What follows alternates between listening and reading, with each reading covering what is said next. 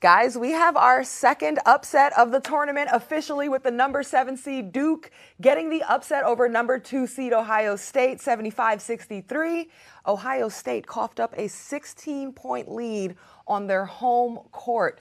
Despite Duke starting slow, shooting 2 for 14 to start the game, they finished strong, outscoring the Buckeyes 24-13 in the fourth quarter. And REIGAN Richardson, she dropped 28 points on 11 for 18 shooting. So, Ice, what was most important in the way that Duke was able to turn this whole thing around? I just thought they were in attack mode. I mean, a stat that shows that they were 24 of 29 from the free throw line. You get to the free throw line almost 30 times without being on attack mode. And I thought REIGAN Richardson led that. I was really impressed with the 10 straight points she scored in the fourth quarter to put Duke on her back. Almost a little D'Asia Fair action that we saw, and then Duke pulled that. So maybe these ACC stars are starting to show us some difference. But also, too, that was in Columbus. I mean, that's a huge upset to have.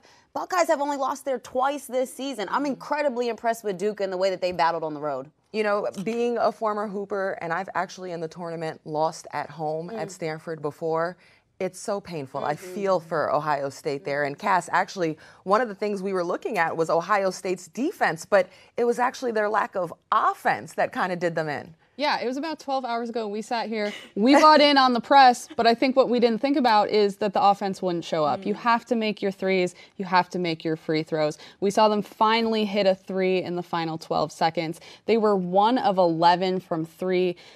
Just not going to cut it. 18 of 27 on free throws. That's 9 points left on the board. And in those final minutes when it was 3 or 4 points away, that is huge to flip it in your favor.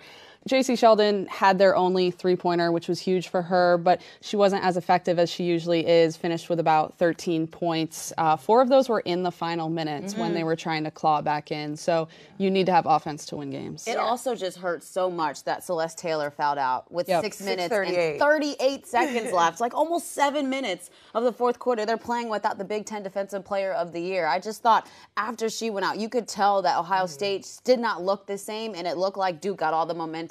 So many missed opportunities. It's definitely going to be one of those losses that you ache over for Ohio State. This is now the 3rd time in the last 3 years that a 2 seed has lost in the second round. And hey, look at the Blue Devils. Coach Kara Lawson now leads Duke back to its first Sweet 16 since 2018.